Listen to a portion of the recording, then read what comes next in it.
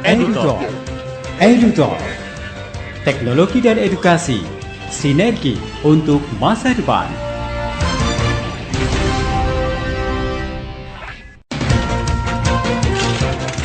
EduTalk. EduTalk. Teknologi dan edukasi, sinergi untuk masa depan.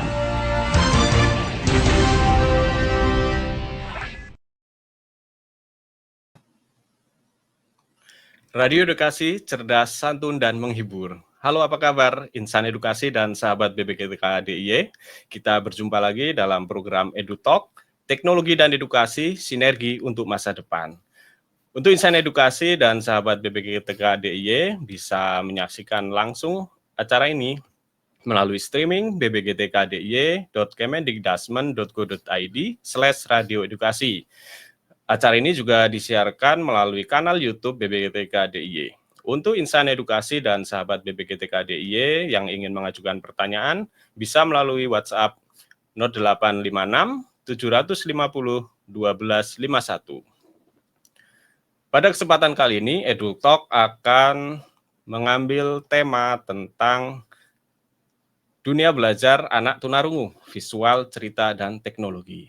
Hari ini selama kurang lebih 1 jam ke depan, kita akan berbincang mengenai teknologi dan edukasi. Telah hadir bersama kita 2 orang kawan narasumber hebat. Langsung saja kita perkenalkan. Yang pertama, beliau adalah pengembang teknologi pembelajaran muda dari BPKTK DIY, ada Kak Harun Al-Rasyid. Ya.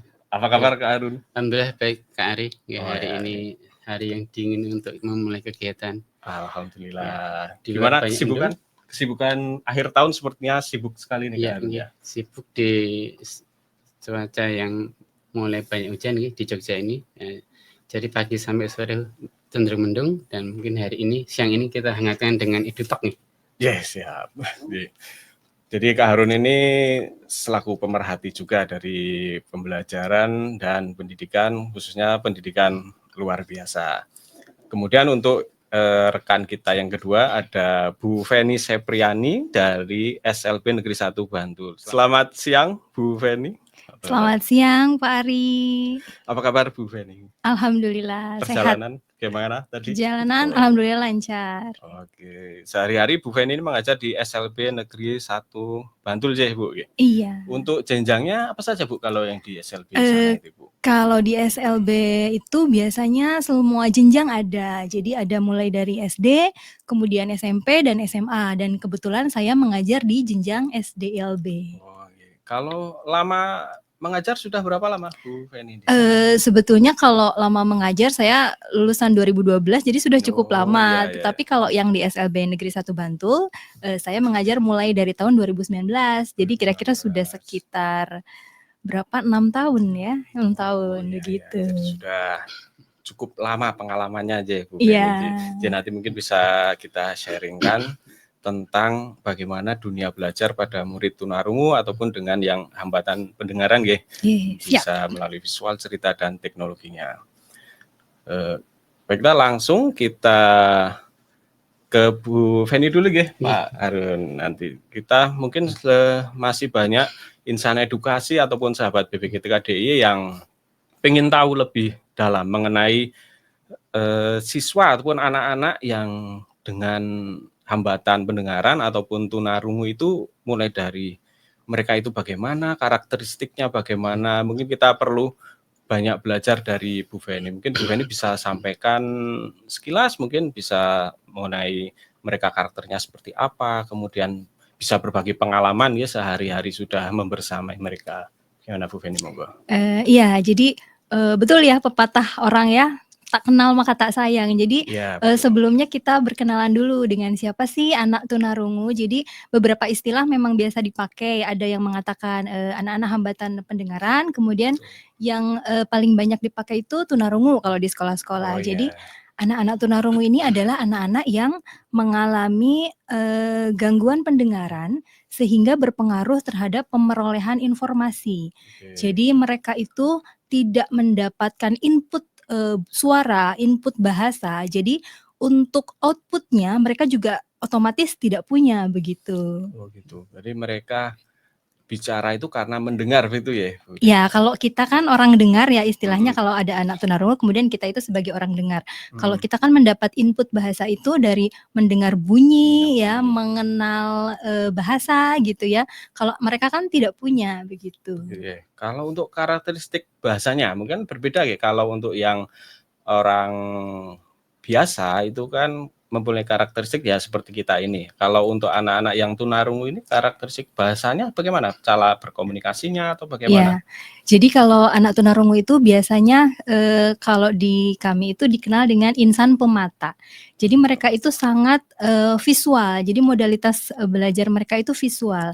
Jadi misalnya ketika kita berinteraksi kalau kita ya orang dengar, mendengar orang berbicara walaupun kita tidak melihat orangnya begitu ya, kita tetap bisa mendengar, oh mereka ini sedang berbicara apa gitu kita tahu. Tapi kalau dengan anak-anak tunarungu ini kita harus saling berhadapan. Mereka melihat, gestur, melihat, lip reading. Jadi mereka membaca bibir. Kemudian juga, alangkah lebih baiknya juga ketika banyak, media visual yang mereka lihat begitu. Gitu, iya. Iya. Kalau untuk itu tadi, cara berkomunikasi dengan melihat wajah, membaca bibir itu mereka harus pelajari atau memang secara bawaan natural mereka bisa atau perlu ada pendampingan, diajari begitu? Ya, tentu saja itu harus dibelajarkan ya. Jadi tidak otomatis seperti kalau anak-anak, biasa itu kan dari kecil sudah mendengar ibunya berkata apa, kemudian mereka meniru. Nah, mereka itu tidak bisa. Jadi, perlu ada pendampingan yang lebih, begitu untuk anak-anak tunarungu. Jadi peran orang tua, kemudian kolaborasi antara orang tua dengan guru, begitu sangat penting ya. Iya. Kemudian untuk pengalaman dari Bu Feni ketika berinteraksi dengan anak-anak yang tunarungu, kemudian dalam pembelajaran sehari-hari, bagaimana Bu? Iya, jadi kalau dengan anak-anak tunarungu itu yang pertama tadi ya, jadi, posisi kita duduk dengan anak-anak itu harus berhadapan. Jadi kita tidak bisa berbicara dengan mereka kemudian kita membelakangi mereka karena Berarti mereka harus tidak akan benar-benar mata iya ke betul, mata, iya ya. jadi mereka harus melihat ujaran. Kita berkata, "A, ba," gitu mereka harus tahu. Nah, kemudian, ada itu tadi menggunakan, alat bantu visual.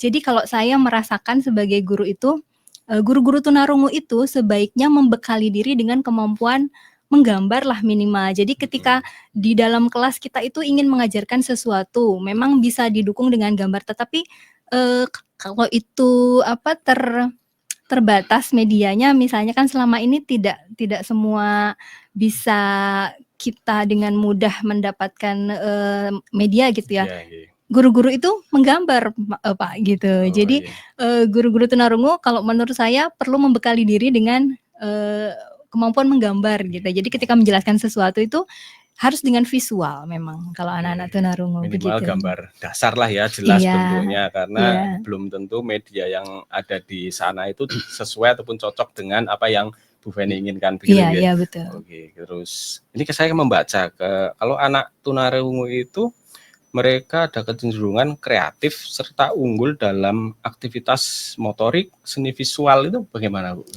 Iya, jadi karena mereka modalitasnya visual, Iya. jadi mereka itu, tekun gitu ya. Jadi ketika mereka dihadapkan pada gambar, kemudian, aktivitas motor, mereka itu bisa unggul. Karena kan, sebetulnya kalau yang seni kemudian motor itu tidak terlalu banyak berkaitan dengan, bahasa begitu ya. Ya keterampilan berbahasa. Jadi, mereka bisa lebih mudah dibanding ketika misalnya belajar membaca, menulis begitu kan, tahapannya itu akan lebih panjang begitu.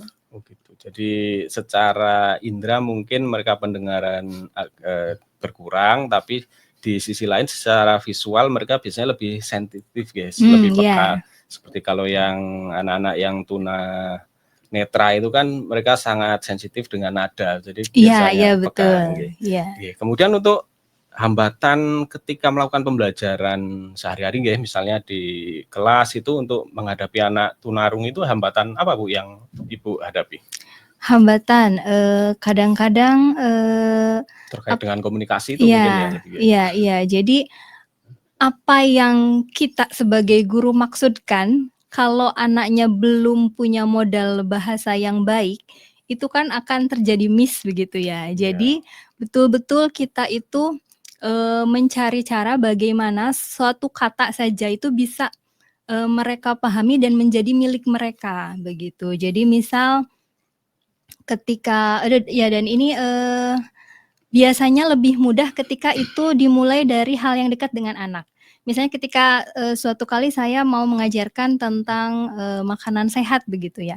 Nah, sebelum ke materi yang banyak tentang makanan sehat itu apa, kemudian contohnya seperti apa, itu kita tanya dulu anaknya, "Tadi pagi anak-anak makan apa?" Begitu. Jadi, mulai dari yang paling dekat dengan anak-anak yang dialami oleh anak-anak begitu. Berarti bisa jadi pendekatan antara anak satu dengan yang lainnya itu bisa berbeda Oh ya? ya, tentu saja ya. Karena, seperti di saya misalnya memegang, 5 orang anak tunarungu, tapi untuk kemampuannya nanti bisa berbeda-beda. Jadi kami itu guru-guru SLB memang, sangat baik untuk melakukan pembelajaran secara individual, karena kemampuan yang berbeda itu. Dengan latar belakang anak yang berbeda juga ya. Iya, betul. Kita ke Kak Harun sebentar untuk terkait dengan pembelajaran anak yang luar biasa nggih. Mungkin Kak Harun bisa menceritakan atau membagikan pengalaman yang ketika mengembangkan media ataupun apa yang terkait dengan guru untuk anak luar biasa ini. Nggih. Terima kasih Kak Ari nggih. Perlu kami sampaikan nggih, Bu Feni dan Kak Ari nggih. Kami kemarin di PMP nggih, pengembangan media pembelajaran jenjang di Kemensos nggih, kebetulan dikoordinator oleh Bu Susan, sudah mengadakan kegiatan pengembangan media pembelajaran untuk siswa SLB nggih. Sebelum kegiatan itu kita laksanakan nggih, Kak Ari, kami mengadakan analisis kebutuhan nggih. Oh ya, analisis kebutuhan, kemudian kami ketahui ternyata dari analisis kebutuhan itu kita menggunakan instrumen nggih, awal April kemarin. Dari instrumen yang masuk, kami melakukan proses pengolahan informasi, interpretasi, hingga kami memperoleh gambaran bahwa memang dari Bapak Ibu guru sendiri itu memang sampai sekarang mengalami hambatan dalam pemenuhan kebutuhan media pembelajaran yang baik atau yang cukup nggih. Didominasi oleh kebutuhan media literasi bahasa, kemudian yang kedua prioritasnya adalah numerasi, yang terakhir adalah literasi sains. Terkait dengan itu, kebetulan kami kemarin sudah open recruitment untuk mengundang beberapa ibu-ibu guru. Kebetulan yang terlibat di open recruitment adalah ibu-ibu guru semua. Ibu guru semua. Guru semua biasa. Dan ibu-ibu guru semua itu kami minta untuk memberikan masukan terkait dengan kondisi yang ada di lapangan. Kemudian kami melakukan kegiatan diskusi kelompok terpumpun. Dari diskusi kelompok terpumpun memang secara konsep apa yang disampaikan Ibu Feni tadi pas sekali. Pertama itu memang di sekolah itu ada kendala terkait dengan media pembelajaran bagi anak itu belum cukup. Kedua, kondisi anak itu kan sangat berbeda-beda karakteristiknya, sehingga ketika 5 anak 5 pola pendekatan yang berbeda, meskipun mereka itu sama-sama mengalami hambatan atau tunarungu, tapi ada hal-hal lain yang mungkin itu tidak bisa kita samakan. Terus yang ketiga terkait dengan pemanfaatannya kendala adalah adanya semacam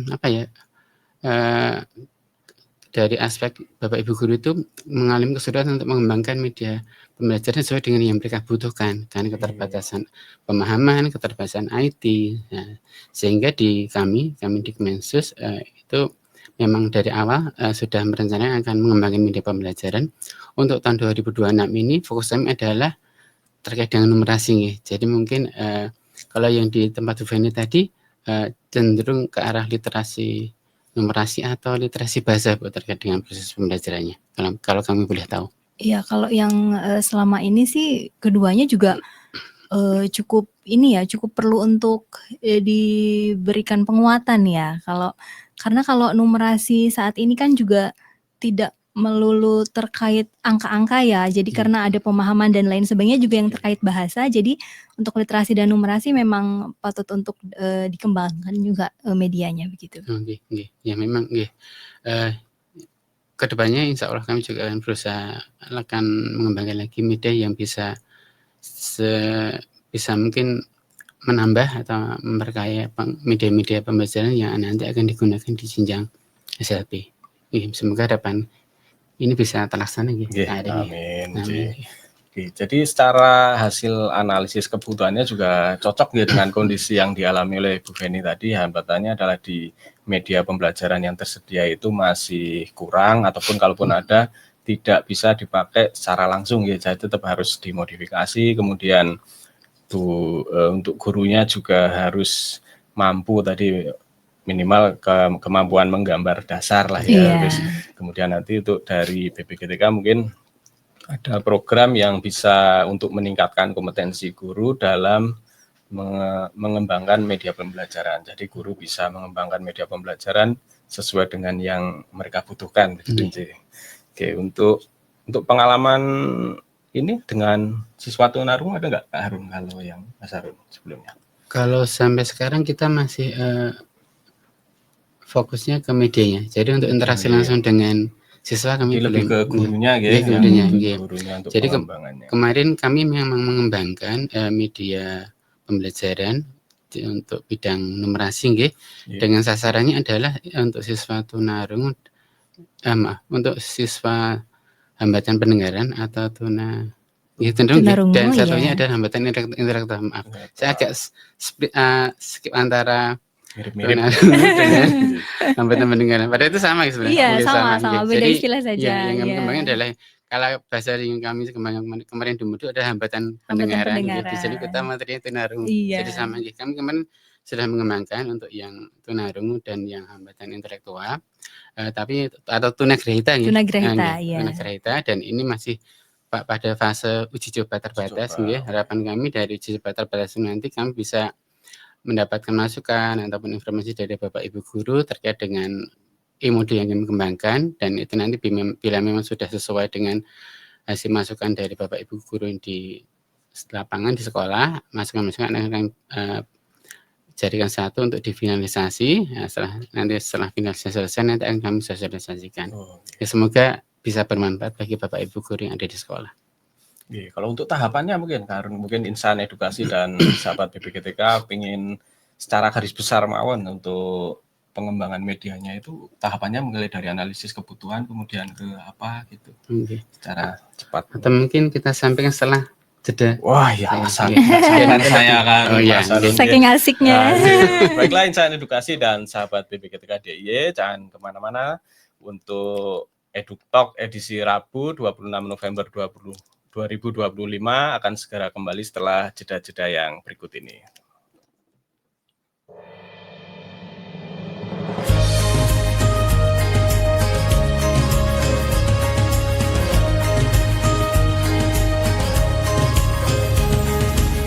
Murid mandiri dan kuat,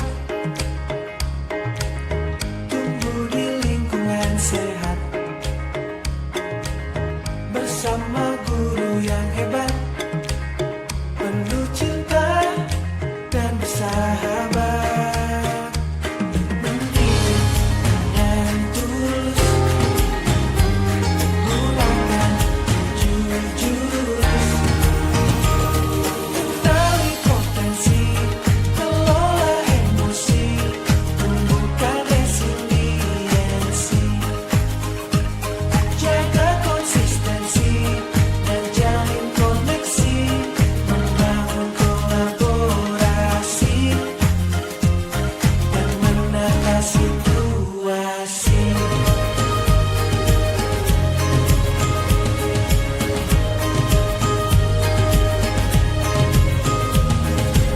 Sekolah aman dan nyaman dan juga menggembirakan, tempat bertumbuh harapan, bersama ayo kita wujudkan, mendidik dengan tulus, gunakan jurus, kenali potensi, kelola emosi, tumbuhkan resiliensi.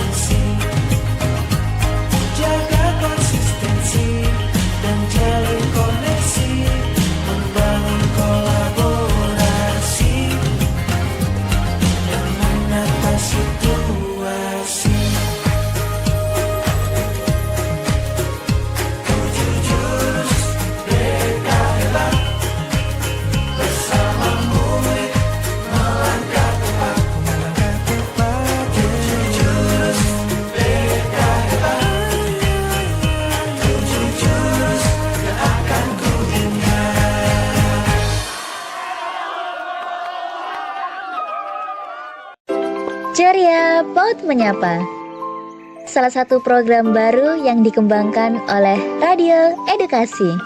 Program ini dirancang sebagai wadah untuk mendukung terciptanya pembelajaran yang menyenangkan di satuan PAUD.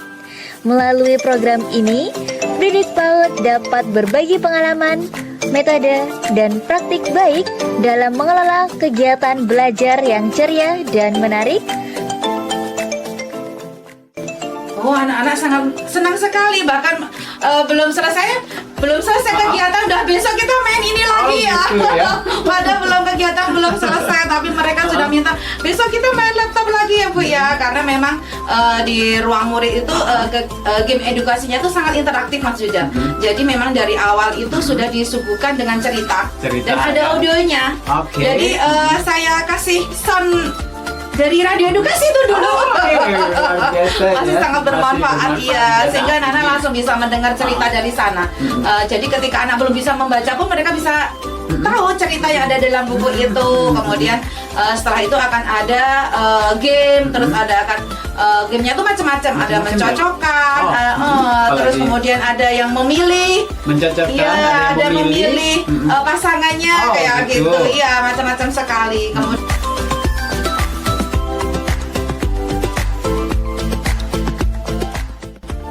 Ceria PAUD Menyapa, saat PAUD menyapa, anak-anak ceria bersama.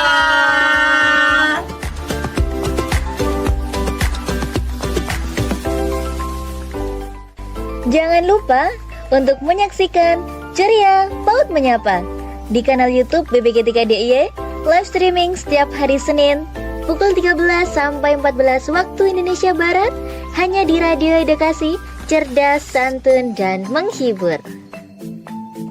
Radio Edukasi Cerdas, Santun, dan Menghibur. Masih bersama saya Ari Kurniawan pada program EduTalk, Teknologi dan Edukasi Sinergi untuk Masa Depan. Tadi obrolan kita sempat terputus nih Pak Harun. Coba nanti bisa disampaikan lagi mungkin tahapan-tahapan ketika pengembangan media pembelajaran khususnya untuk guru SLB ini nggih Pak Harun. Monggo Pak Harun. Nggih.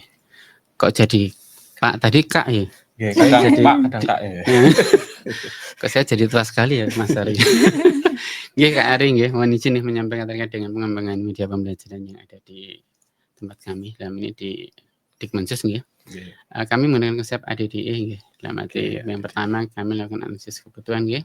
Analisis kebutuhan kami melaksanakan yang pertama dengan mengeluarkan sebagai sumber referensi ada kami menyampaikan instrumen kepada Bapak Ibu guru yang ada di sekolah dan kebetulan masuk 201. Wah, banyak juga. Instrumen yang masuk nggih. Kemudian setelah itu kami melakukan diskusi kelompok terhimpun nggih dengan mengundang beberapa ibu guru yang ingin berpartisipasi nggih.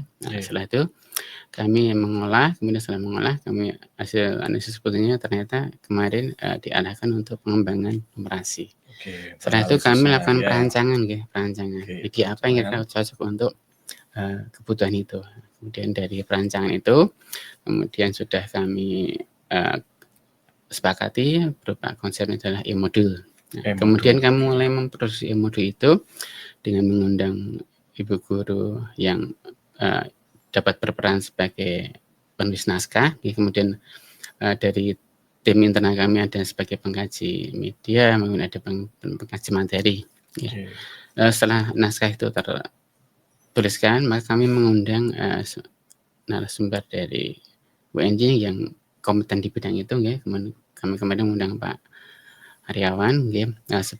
Sebelumnya untuk proses penulisan kami juga mengundang Bu Sukina dan Mbak Bayu untuk bisa mengkaji materi yang masuk dari tulisan Bapak Ibu guru, termasuk Ibu guru dan dari tulisan yang dari internal ya, karena ada 5 modul 1, 2, 3, 4, 5. 5 modul itu. Kemudian setelah dilakukan proses produksi, kemudian di tahapan adalah preview. Setelah preview kita lihat keterbacaannya dan sebagainya dengan mengundang Pak Aryawan tadi. Setelah itu kami melakukan proses uji coba terbatas. Ini masih berproses uji terbatasnya. Dalam arti untuk pelaksanaan di lapangan sudah selesai, namun di sisi untuk perbaikannya masih proses internal di BPGTK DIY, khususnya di Dikmensus. Harapan kami untuk bulan depan Desember kami bisa finalisasi. Oh, begitu gitu. Pak Ari nggih. Memang Jadi prosesnya itu panjang nggih, dari panjang prosesnya nggih. April, Wah, iya, iya. Mei, Juni, Juli, Agustus, September, Oktober, November, Desember. Pas 9 bulan. Dari analisis sampai Oh, itu 8 ya? 8 ya? 8. 8 bulan sampai Berapa Desember. tadi? Ya. 8. Jadi itu ketika pengembangan itu berarti melibatkan ibu guru tadi guys sebagai Nggih. guru, seperti kemudian Bapak Ibu dosen tadi ada ya? Ada Dosen nggih. sebagai ahli Iya, materinya, ahli materi. kemudian dari hasil itu ditulis, kemudian sekarang sudah uji coba. Uji coba nggih. Terus nanti ada diperbaiki berarti kalau ada masukan gitu ya. Pada saat kami Oh. uji coba kemarin kami ada juga semacam instrumen melihat instrumen, keterbacaannya, ya. kemudian navigasi-navigasi, kemudian kira-kira itu sudah sesuai dengan harapan dari Bapak Ibu guru terkait dengan Sebagai fitur-fiturnya. pemakai, nggih. nggih, Nanti oh, iya. kalau masih ada yang kira-kira kurang, maka kami mohon masukannya. Setelah itu nanti hasil masukan dari Bapak Ibu guru yang ada di sekolah itu nanti kami formasikan untuk dilakukan proses finalisasi. Oh, gitu. Jadi bentuknya e-modul nggih, Pak Arun. E-modul yang itu diolah menggunakan Excel Learning. Nanti kami menggunakan semacam model website GitHub itu. Jadi nanti e-modul itu bisa diakses oleh Bapak guru dimanapun kapanpun. Sebenarnya itu nanti bisa ada linknya, itu bisa diakses. Wah, ya berarti sampai Desember ya nanti Bapak Ibu guru nanti bisa mulai menggunakan e-modul itu mungkin setelah disempurnakan dulu ya Bapak Insya Allah nanti di akhir Desember ada sosialisasi, nanti kami tampilkan hasilnya seperti apa. Oh gitu. Kami berterima kasih kepada rekan-rekan Bapak Ibu guru yang di 5 kabupaten kota dalam hal ini. Kami kemarin mencoba coba di yang SLB 1 Bantul di tempat Uveni. Kemudian yang di Sleman di SLB Damayanti, kemudian yang di Gunung Kidul di SLB Negeri 2 Gunung Kidul, yang keempat di SLB PGRI Sentolo, kemudian yang terakhir adalah di Kota Yogyakarta di SLB 1 Kota Yogyakarta. Harapan kami dengan 5 lokasi itu nanti kita bisa mendapatkan masukan dari banyak sekali Bapak Ibu guru yang terlibat. Kemarin kami mengundang 175. Wah, banyak sekali. Alhamdulillah tingkat kehadirannya di atas 95%. Mereka memberi masukan tentang modulnya itu yang bisa disempurnakan mungkin. Seperti itu. Oke, menarik sekali. Berarti prosesnya panjang ya. Kalau untuk secara kelembagaan kan ini prosesnya baku lah. Mungkin kalau ke Bu Feni ketika dalam pembelajaran sehari-hari, ketika Bu Feni merasakan, saya perlu ada media, itu mungkin step-stepnya atau langkah-langkahnya ketika Ibu memutuskan, saya perlu media itu, mungkin tidak sedetail ini ya ADDI mungkin, tapi bisa diceritakan kepada insan edukasi dan sahabat BPGTK-DIY, mungkin Bu Feni. Kalau untuk awalannya ya sama ya, jadi kita asesmen terlebih dahulu asesmen ya. Dari anak-anak kita ini minimal kan mereka seperti kalau saya kan mengajar SD, anak-anak saya ini sudah bisa terkondisi. Jadi di anak-anak yang belum bisa terkondisi, kalau menurut saya untuk menggunakan media yang agak rumit gitu kan kurang bisa begitu ya. Jadi kita mulai dari asesmen dulu. Ketika anak itu sudah bisa dikenalkan dengan teknologi, nah kita menggunakan media. Kemudian setelah itu kita mencari referensi, kira-kira media yang cocok dengan hasil asesmen ini apa. Nah kemudian kita lihat juga kita tahu ada CP, capaian pembelajaran. Ya, jadi di setiap fase CP itu kita lihat materi mana yang bisa kita sandingkan dengan teknologi yang akan kita buat, media apa gitu. Nah kemudian setelah itu kita buat tujuan pembelajarannya apa dengan menggunakan teknologi itu, dan nanti itu bisa kita produksi sendiri, kemudian bisa juga memanfaatkan media yang sudah ada begitu. Nah ini saya boleh curhat sedikit ya? Silakan. Jadi dari cerita-cerita Pak Harun tadi kan saya juga turut serta nih mengisi instrumen open recruitment. Jadi sebetulnya di awal itu saya saya kira itu tuh untuk kita membuat suatu media pembelajaran begitu ya.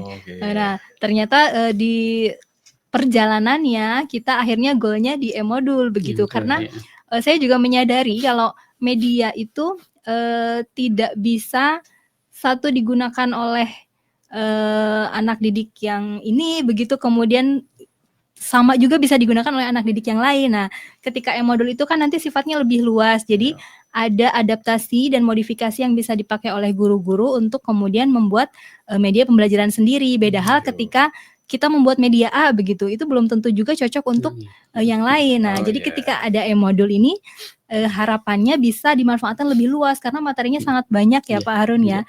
Kita sudah menempuh perjalanan itu dan semoga ini juga kebermanfaatannya lebih luas dan menjadi salah satu sumber referensi untuk guru-guru nanti dalam membuat modul pembelajaran di kelas masing-masing begitu. Jadi modulnya itu bukan mengajar atau tentang cara membuat medianya, tapi cara atau tekniknya guru supaya bisa mengembangkan media sendiri. Goalnya adalah kemampuan guru yang meningkat dalam membuat media pembelajaran biar disesuaikan dengan kebutuhan anak didiknya. Iya begitu. Jadi memang boleh menambahkan Mas Ari? Moga boleh Pak. Jadi kemarin memang untuk yang model yang kembangkan itu memang bukan untuk anak didik, bukan untuk peserta didik, tapi untuk mengembangkan kompetensi dari Bapak Ibu guru pendidik. Jadi lebih ke gurunya Karena sesuai dengan sebutan yang tadi kami sampaikan di awal, banyak Bapak Ibu guru itu masih mengalami kendala untuk mengembangkan media pembelajaran yang bisa untuk mengcover dari kebutuhan anak didik dalam hal ini untuk mendukung proses pembelajaran yang ada di sekolah. Dengan ilmu yang kami kembangkan itu harapan kami nanti bisa istilahnya membantu dalam proses pengembangan kompetensi Bapak Ibu guru di sekolah dan pada akhirnya nanti akan membantu untuk mewujudkan proses atau pengembangan dan pemanfaatan media pembelajaran bagi guru dan harapan nanti bisa sesuai dengan kondisi masing-masing siswa.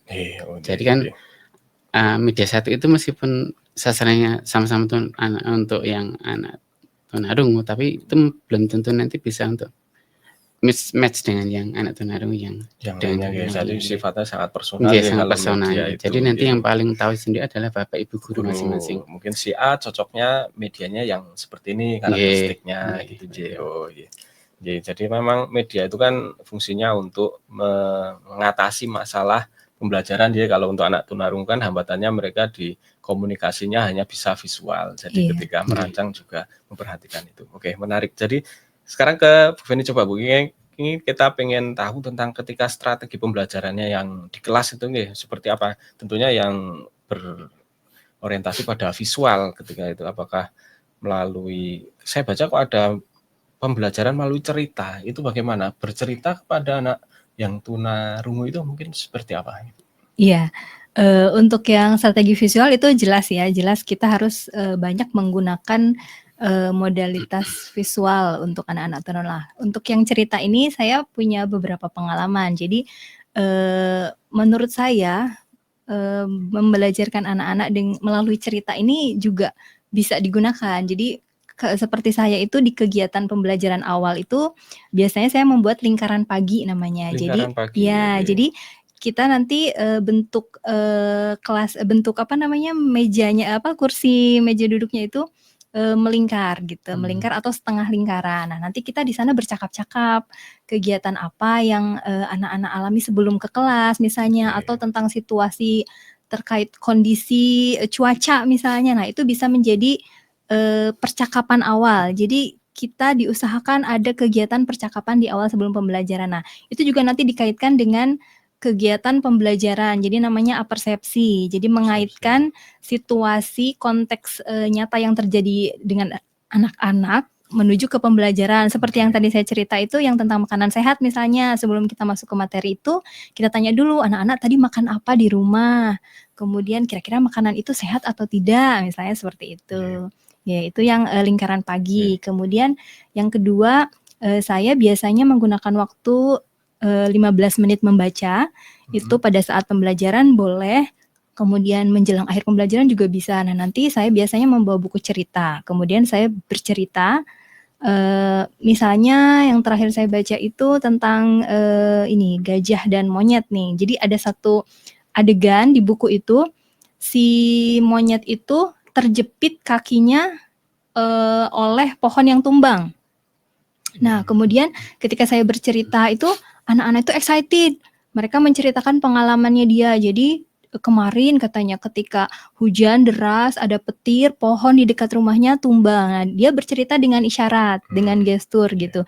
Nah, ada kosakata baru yang anak-anak temukan. Misalnya petir begitu ya. Iya. Nah, petir itu sebetulnya tidak ada di dalam buku cerita, tetapi kemudian saya ambil itu sebagai sebuah kosakata yang didapat anak dari pengalamannya sendiri. Nah, jadilah itu saya masukkan ke dalam bank kosakata namanya. Gitu. Jadi dari Oke. pengalaman-pengalaman cerita itu banyak yang bisa kita gali untuk menambah kosakata anak, menambah kemampuan berbahasa anak begitu. Oke.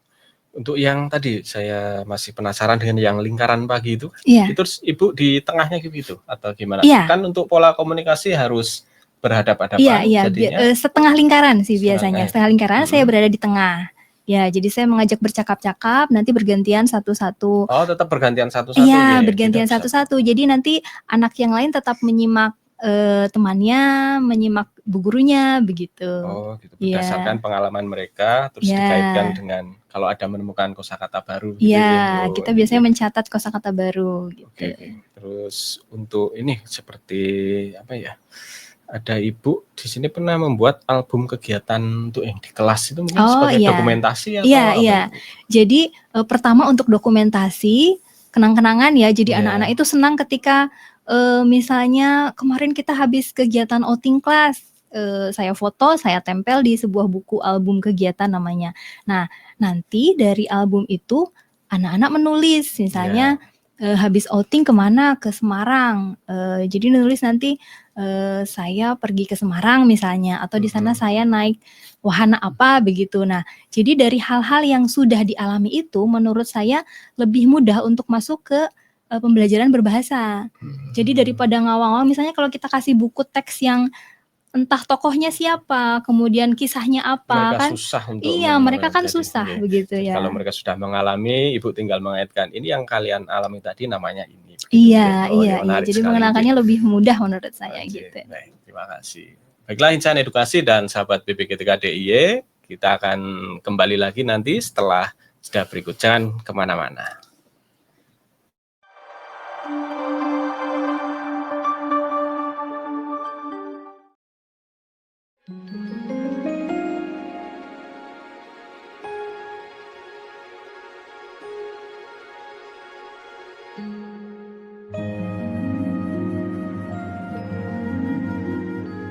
Numerasi bukan sekedar tentang berhitung. Numerasi merupakan kemampuan memahami, menggunakan, menginterpretasikan angka serta simbol dalam pemecahan masalah di kehidupan sehari-hari. Salah satu upaya membangun kemampuan numerasi adalah melalui pengalaman belajar yang menyenangkan dan relevan. BPGTK Provinsi Daerah Istimewa Yogyakarta sebagai salah satu unit pelaksana teknis UPT di bawah Kementerian Pendidikan Dasar dan Menengah saat ini sedang mengembangkan Taman Numerasi. Taman Numerasi BPGTK Provinsi DIY merupakan salah satu bentuk nyata dukungan terhadap program Gerakan Numerasi Nasional sebagai upaya untuk membangun kemampuan numerasi secara kontekstual dan menyenangkan. Taman Numerasi BPGTK Provinsi DIY memanfaatkan fasilitas lahan dan bangunan yang sudah tersedia. Taman Numerasi ini terdiri dari area indoor dan outdoor.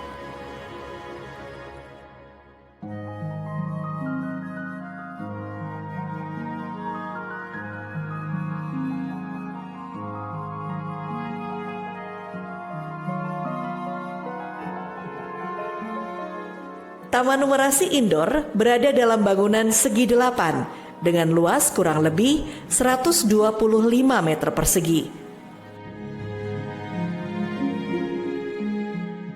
Tidak hanya sekedar ruangan, namun desainnya dibuat menarik dengan warna-warna cerah yang membangkitkan semangat belajar dan eksplorasi.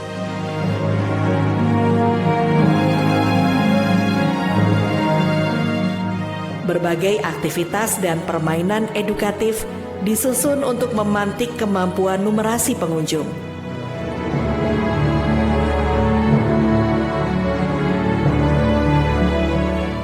Setiap aktivitasnya disusun untuk membangun pemahaman numerasi melalui pengalaman langsung yang menyenangkan. Beberapa permainan yang ada di Taman Numerasi Indoor antara lain adalah tangram, balok domino, ular tangga, dan hopscotch. Permainan ini dapat dimainkan oleh anak-anak di jenjang PAUD atau TK. Terdapat juga permainan menara Hanoi, lompat katak, permainan bilangan biner, permainan rancang bangun, dan pengenalan numerasi lain yang dapat dimainkan oleh anak-anak jenjang sekolah dasar. Aktivitas permainan serta tantangan yang dikembangkan dilengkapi juga dengan panduan bagi pengunjung atau murid, serta panduan bagi pendamping atau guru.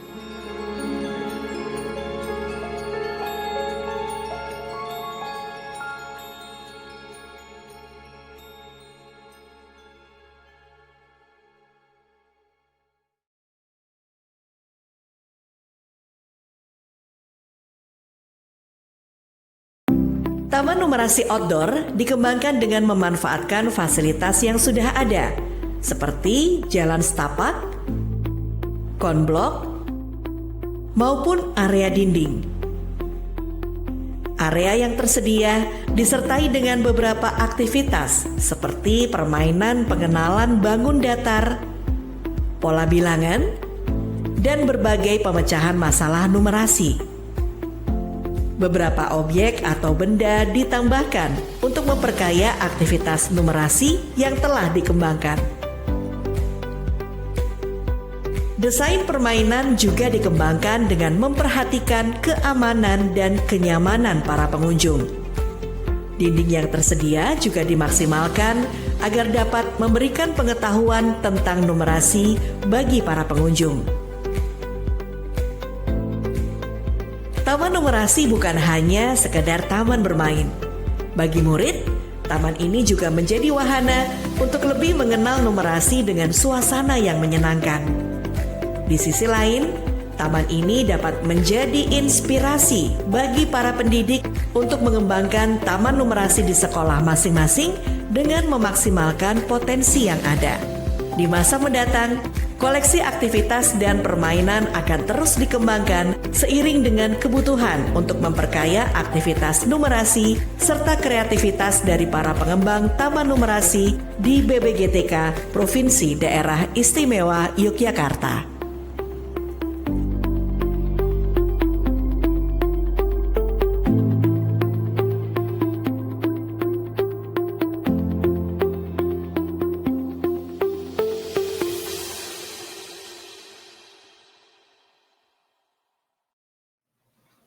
Masih bersama Radio Edukasi, cerdas, santun, dan menghibur pada program EduTalk, Teknologi dan Edukasi Sinergi untuk Masa Depan edisi Rabu 26 November 2025 dengan tema Dunia Belajar Anak Tunarungu, Visual, Cerita, dan Teknologi bersama dua kawan kita di sini. Ke Bu Feni, untuk mungkin bisa diceritakan tentang tantangan atau apa yang Ibu alami ketika pembelajaran di kelas mungkin guys yang berkaitan dengan anak dengan hambatan pendengaran ataupun tunarungu. Iya.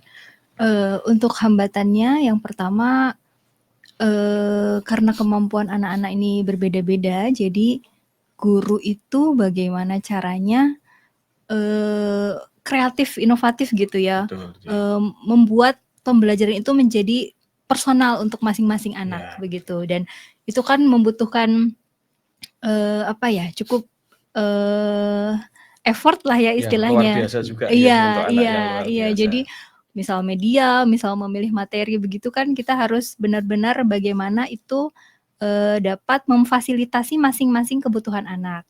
Kemudian karena kita itu kan yang kedua sangat tergantung dengan lingkungan yang tidak banyak yang menggunakan visual. Jadi kan kita sangat tergantung dengan lingkungan yang non visual lah istilahnya gitu ya. Jadi ada banyak hal misalnya petunjuk atau apa gitu kan tidak selalu disertai dengan gambar dan lain-lain. Gambar Nah, yang jadi kan mendukung, mereka terbatas untuk memahami ketika itu hanya kata saja, misalnya arah atau apa gitu ya, anak-anak kalau belum tahu kosakata kan berarti menjadi sulit untuk Betul, memahami begitu. Kemudian itu tadi juga kadang kemampuan guru untuk memanfaatkan teknologi itu juga masih terbatas gitu. betul. Jadi memang perlu banyak kolaborasi dengan seperti misalnya BPGT-KDIY begitu ya, untuk membekali para guru dalam menciptakan inovasi dan kreasi yang berkaitan dengan teknologi terutama. Oke. Begitu. Terus untuk itu Bu, saya tertarik dengan yang pola komunikasi dengan anak gitu. Jadi kan peran orang tua di sini sangat besar ya. Apakah ada kolaborasi antara sekolah dengan orang tua, misalnya harus ada bahasa yang sama gitu ya antara yang di Iya. sekolah dengan yang di rumah? Iya. Apakah ada seperti itu Ibu? Iya, untuk orang tua sebetulnya kalau dari sekolah sendiri memfasilitasi misalnya dalam kegiatan parenting itu ada beberapa kali ya, itu menyamakan persepsi bagaimana kita belajar menghadapi anak-anak tunarungu misalnya secara khusus atau anak-anak yang lain secara umum. Kemudian kalau untuk kolaborasi masing-masing wali kelas itu biasanya kan kita punya satu grup ya, satu grup kelas. Nah itu kadang saya ada beberapa pengalaman itu Bapak Ibu wali itu malah bertanya tentang, "Bu, ini tuh isyaratnya apa ya? Terus saya mau dong belajar isyarat Jadi orang tuanya yang jari ini gitu." ya, Iya, jadi penasaran. ketika anak-anaknya di sekolah itu misalnya belajar CB. Jadi kalau di sekolah itu kan yang diajarkan itu biasanya menggunakan CB karena sistem isyarat bahasa Indonesianya lebih baku begitu. Kalau yang jadi nanti kami biasanya pulang sekolah itu kadang ada beberapa wali yang ke kami belajar begitu. Iya, jadi bagaimana ketika di sekolah kita mengajarkan isyarat misalnya sebagai pendamping untuk pembelajaran, orang tua di rumah juga sama. Iya, jadi kita bisa sejalan dalam meningkatkan kemampuan berbahasa anak-anak begitu. Jadi anaknya juga tidak merasa asing lah dengan lingkungan ini. Iya. Oke, jadi kan memang pada dasarnya anak itu kan mereka normal, hanya saja untuk memproses informasi itu melalui visual gitu ya, tidak beda dengan yang lain. Tadi Ibu menyinggung tentang pemanfaatan teknologi, mungkin bisa Ibu bagikan ke kami penggunaan teknologi seperti apa yang sudah Ibu gunakan atau bagaimana itu? Ya, untuk ini secara umum mungkin ya, literasi dan numerasi ya begitu. Untuk yang pernah saya gunakan itu aplikasi-aplikasi melalui Play Store itu beberapa bisa dimanfaatkan. Iya, ada. Kemudian membuat sendiri menggunakan Canva, begitu juga bisa digunakan. Dan yang penting nanti ketika kita membuat video pembelajaran untuk anak-anak jangan lupa menyertakan teks begitu. Jadi ya ada pendampingan teks walaupun teksnya tidak tidak panjang banget gitu, karena justru kalau panjang itu membingungkan anak ya.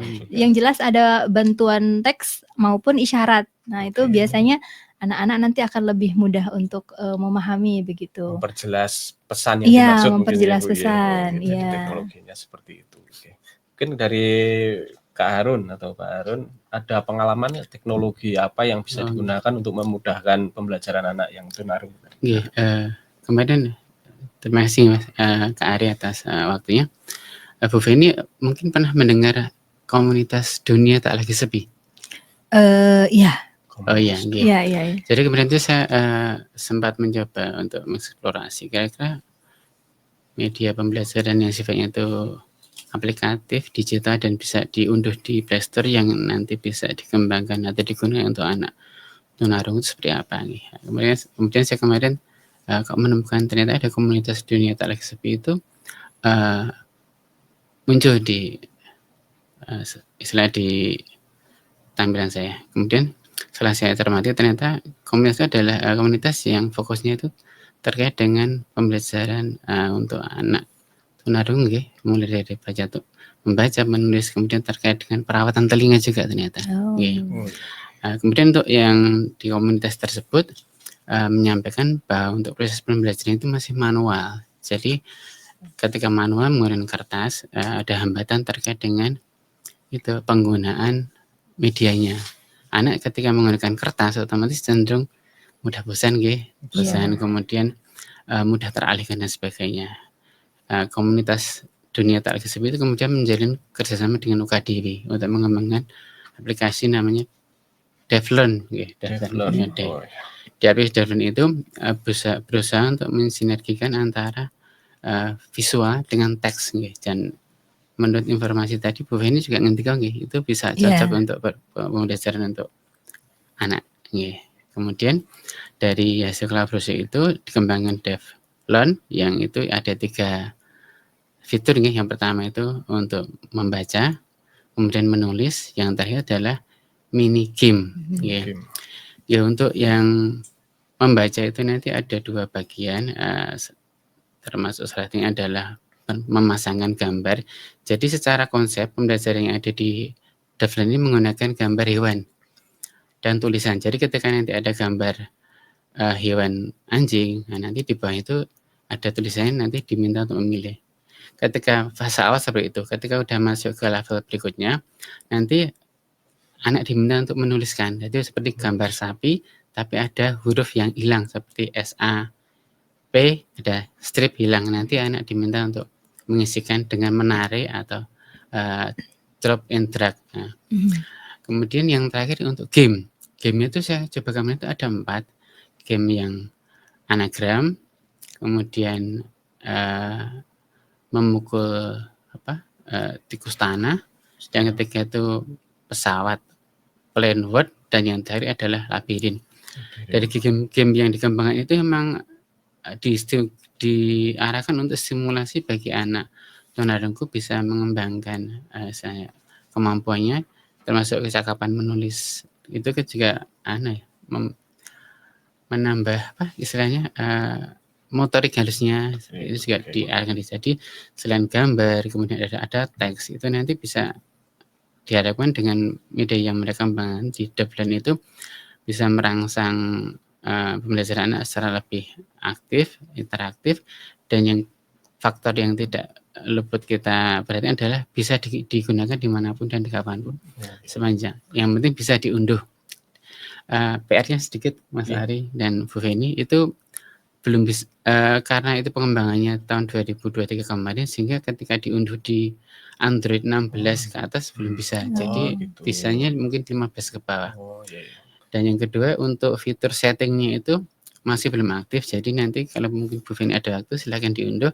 Untuk fitur settingnya itu nanti mungkin masih proses pengembangan. Ketika itu nanti sudah aktif, mungkin lainnya bisa lebih utuh lagi, karena ketika yang setting sekarang itu ada beberapa bagian itu belum bisa muncul. Tapi sekelas dengan game-game yang disediakan di situ maupun terkait dengan proses membaca menulis pelatihan untuk anak tunarungu atau hambatan pendengar itu, saya kira akan lebih aktif menggunakan fitur itu. Oke, nanti bisa dicoba mawon. Harapan kami yang ada, yang sudah ada, dan itu kan karya anak bangsa nih. UKDW kan dekat di sini, jadi ini bisa bermanfaat juga. Jadi itu di HP Mas, pakai HP HP Android. Jadi anak tidak main HP itu hanya untuk bersenang-senang, tapi juga untuk belajar. Anak sekarang kan perkembangan teknologi sudah satu anak sudah dengan HP itu sudah melekat, jadi anak bisa sambil belajar. Itu khusus untuk tunarungu atau untuk anak yang biasa bisa juga? Anak biasa bisa juga, karena di situ kan ada suara juga. Jadi ada suaranya juga. Jadi kalau konsep tunarungu sebenarnya kan tidak perlu suara Ibu Feni, tapi di situ game sudah ada suara. Jadi nanti bisa digunakan juga untuk anak yang biasa juga bisa. Tapi memang tujuannya itu kan karena itu kolaborasi dengan komunitas dunia tak lagi sunyi itu, maka memang sasaran utama adalah untuk anak tunarungu seperti itu.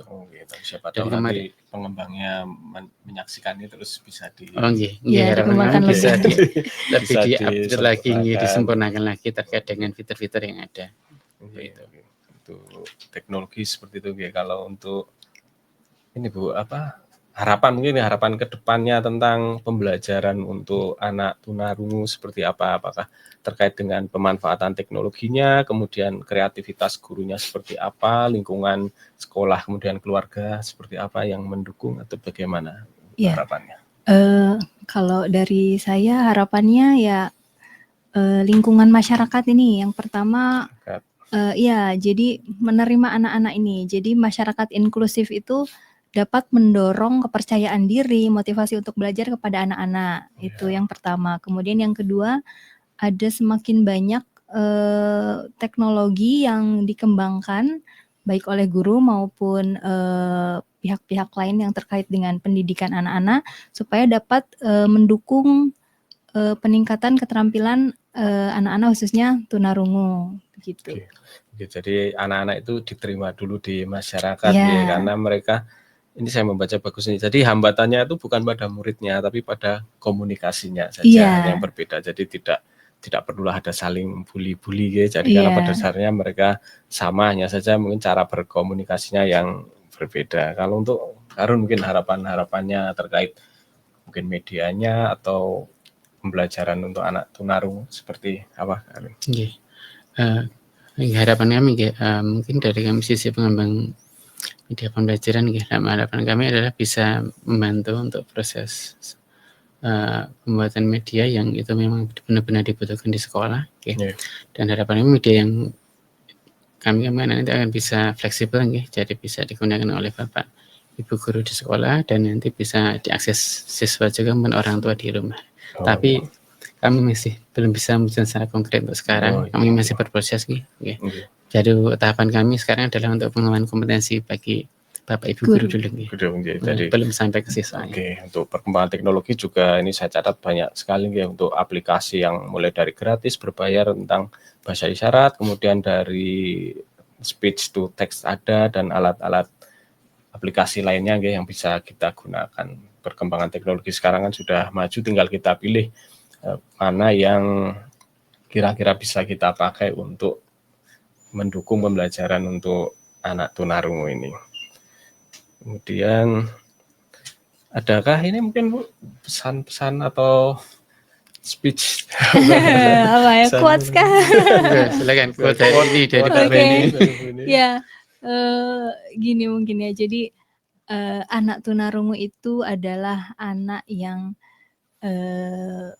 kreatif, yang punya modalitas visual yang kuat. Jadi ketika kita mengenalkan dunia melalui visual, melalui cerita dan melalui teknologi, harapannya mereka dapat membangun hubungan yang senatural mungkin dengan komunitas di sekitarnya, baik komunitas yang hambatan pendengaran dan maupun komunitas yang orang dengar seperti kita, begitu. Oke, saya juga dulu pernah, kebetulan kita sebelumnya lebih ke anak-anak dengan yang tunanetra. Jadi itu mereka punya prinsip gini, kami tidak perlu dikasihani, kami cuma perlu dimengerti begitu.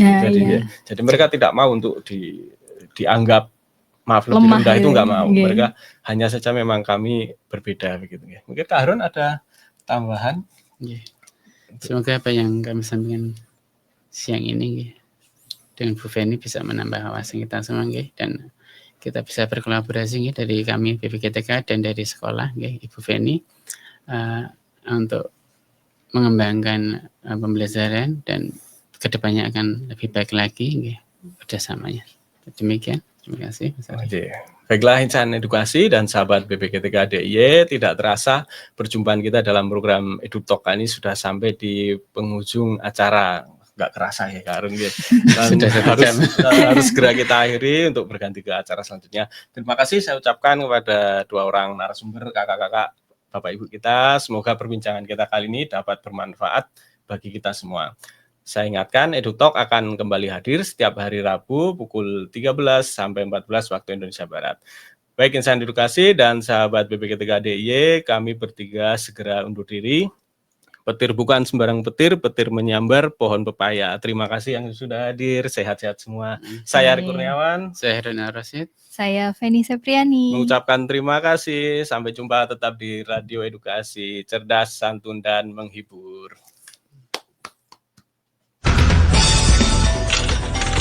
EduTalk. Teknologi dan edukasi, sinergi untuk masa depan.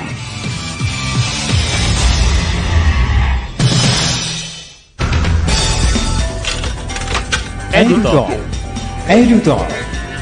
Teknologi dan edukasi, sinergi untuk masa depan.